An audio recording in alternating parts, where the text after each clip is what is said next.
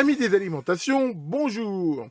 Aujourd'hui, encore une vidéo pour les débutants, pour répondre à pas mal de questions en fait que j'ai eues. J'en ai eu presque une dizaine, alors c'est pas d'un coup, mais de débutants qui comprennent toujours pas bien ce qu'on entend par cette limitation de courant sur les alimentations.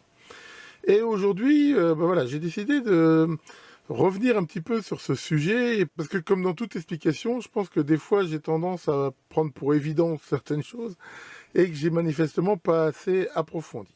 Alors voilà ce qu'on va faire aujourd'hui. Alors on va profiter pour entraîner le nouveau cadeau de Maurice qu'il va avoir pour son Noël.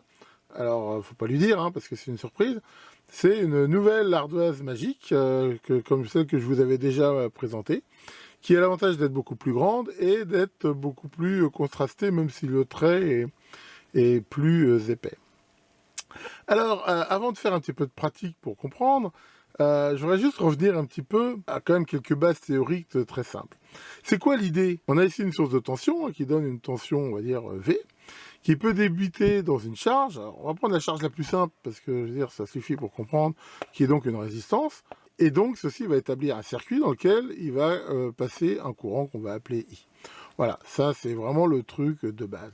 Comme je l'ai déjà expliqué dans ma vidéo sur la tension et le courant, V, c'est fixé par la source, I, c'est fixé par la charge. C'est R qui le fait, avec la fameuse loi d'Ohm, U égale RI.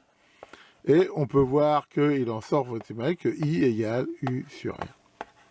Donc ça, voilà, c'est quelque chose de très très basique. Mais maintenant, on va s'attarder un petit peu plus sur cette notion de limitation de courant.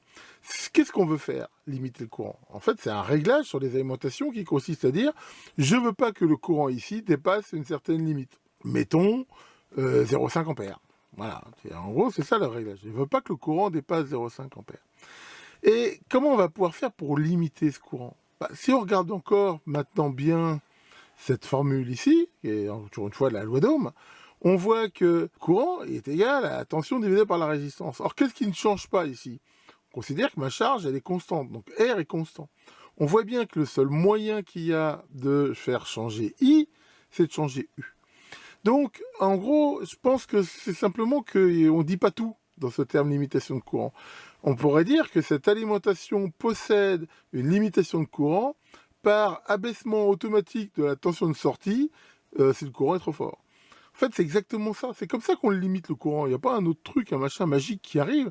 C'est qu'à un moment donné, si U sur R est trop fort, le seul moyen de faire baisser I et R étant constant, c'est de faire baisser U.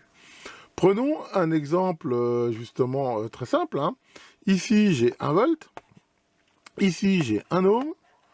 Donc on voit que si j'applique la formule, I égale sur R, I égale 1 ampère. Mettons que j'ai réglé ma limitation de courant à 0,5 ampère. Qu'est-ce qui va se passer?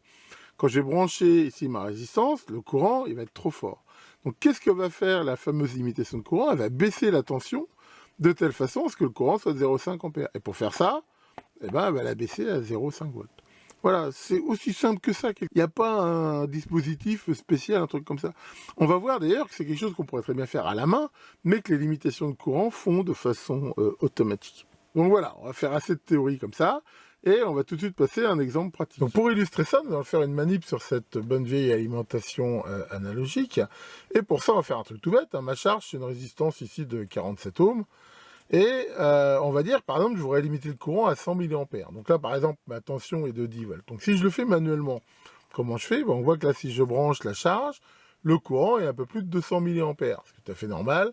Voilà, 10 volts. Donc si je voulais le limiter, qu'est-ce que je vais faire? On voit que je vais être obligé de baisser la tension, voilà, jusqu'à temps que le courant soit de 100 mA.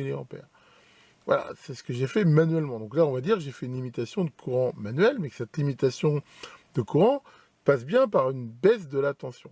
Maintenant, on va faire le truc automatique. Ma limitation de courant ici est réglée à 100 mA. Voilà, donc là, si je me règle là sur 10 volts, on voit que si je branche la charge, elle se passe bien en courant constant. Le courant est bien limité à 100 mA et on voit que la tension est automatiquement baissée. On voit bien là que voilà, la tension baisse automatiquement. Ça montre bien que ce système de limitation de courant, c'est bien limiter le courant en baissant automatiquement la tension. Donc voilà, j'espère que maintenant, avec ces explications, ce sera peut-être un petit peu plus clair. Tant qu'on est sur ce sujet, on va regarder maintenant de façon un peu plus pratique comment on fait pour utiliser cette limitation. Et on va le voir sur une alim digitale, un petit peu plus moderne, et une alimentation analogique. Donc sur une alimentation analogique basique comme ça, où il y a juste réglage voltage current, généralement quand on veut utiliser une alimentation, la première chose qu'on fait, c'est qu'on fixe la tension de sortie qu'on veut avoir. Par exemple ici, voilà, les 10 volts, hein, ça c'est très facile. Le réglage du courant, tant qu'il n'y a pas de charge, on voit qu'il ne fait pas grand-chose. Bon, dans certains cas, comme ici, quand on le met au minimum, il se met en courant, mais enfin bon, à part ça, ça fait rien. Ensuite, si on veut régler la limitation de courant, faut se poser la question de pourquoi on veut limiter le courant. Généralement, les deux raisons principales pour lesquelles on veut faire ça, elles sont simples. C'est soit c'est un montage sur lequel j'ai un doute et je me dis qu'en cas de problème, si je limite le courant, je limite la casse. En gros, dans la mesure où je limite automatiquement la puissance qui sera limitée, ou généralement, ça va être pour charger des batteries. C'est le cas typique d'une batterie au plomb, par exemple, où on va dire, voilà, je limite le courant à je sais pas, 4 ampères, et de façon à ce que ça n'endommage pas la batterie, et la batterie, au fur et à mesure qu'elle va se charger, elle prendra de moins en moins de courant, et ça le fera. Donc là, l'idée, par exemple, mettons que mon montage, je sais que mon montage, en théorie, il devrait consommer pas plus de 50 mA. Je peux me garder un peu de marge. Mon idée, justement, ça serait de limiter le courant à 100 mA. Comme ça, je me dis, il y a quelque chose qui foire dans mon circuit, je vais limiter la casse. Alors pour faire ça, comment on fait généralement, on court-circuite tout simplement la sortie. Alors là, j'ai mis un bouton qui le fait, mais il suffit de relier, par exemple, on peut le faire comme ça, voilà, avec un shunt, l'entrée et la sortie, voilà. Et là, maintenant qu'on est en court-circuit, on voit que la tension descend à 0, et je peux régler mon courant. Donc là, je vais le régler, par exemple, à 100 mA. Voilà. Ce qui fait que maintenant, je connais la valeur de réglage. Bon, moi, sur mon alim, j'ai même mis ce petit poussoir que j'ai rajouté. Je vous avais déjà montré ça. Ce qui fait que maintenant, quand je vais brancher mon montage, si vraiment, ce qui est le cas toujours avec ma résistance, ça dépasse, on voit que je suis bien limité à 100 mA. Donc voilà, on va dire le principe sur une alimentation analogique. Maintenant, on va regarder sur une alimentation numérique, on va voir que c'est un petit peu plus luxueux, on va dire, pour le faire. Donc là, sur une alimentation plus moderne, comme une numérique, là, je vais utiliser ma Rigol DP832. On va voir que le réglage est un petit peu plus confortable, mais c'est exactement le même principe. Donc là, je rappelle que là, on voit la tension qu'on veut avoir et justement le courant qu'on veut avoir. Par exemple, là, je vais faire la même manip, donc je vais régler la tension à 10 volts, voilà, et je vais régler mon courant à 0,1 ampère. Donc là, l'avantage, c'est que, voilà, en faisant ça, je choisis directement ma limitation ici. L'avantage, c'est qu'on la voit tout de suite, on n'est pas obligé de faire ce court-circuit de la sortie. Et maintenant, voilà, si je mets en route ma sortie, voilà, donc là j'ai bien 10 volts. Et si je remets exactement ma même charge, voilà, qu'est-ce qu'on va voir?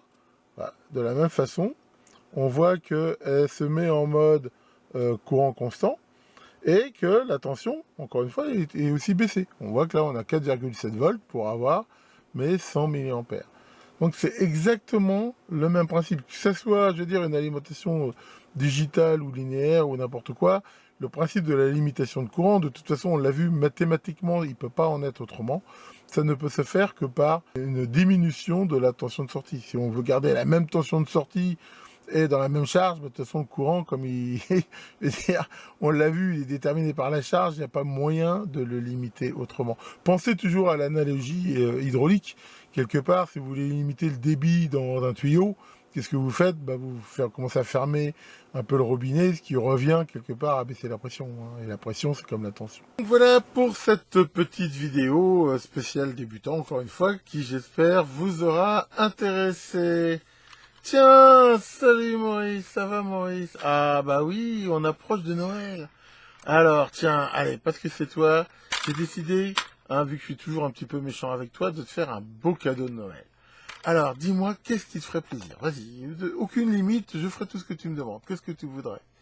Tu voudrais avoir une fusée pour aller sur Mars?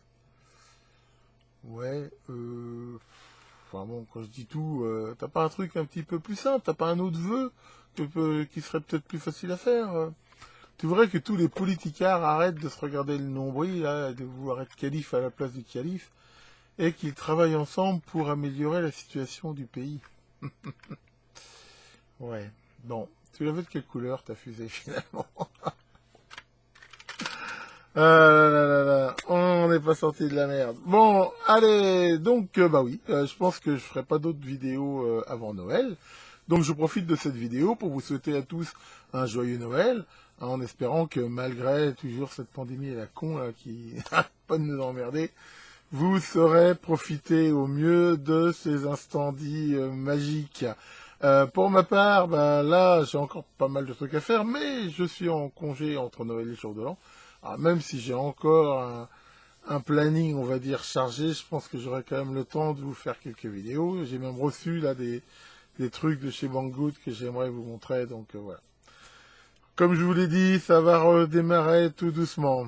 Donc, Maurice et Pincette se joignent à moi pour vous souhaiter donc un très joyeux Noël et vous dire à très bientôt pour de nouvelles vidéos. Ho, ho, ho. Merry Christmas!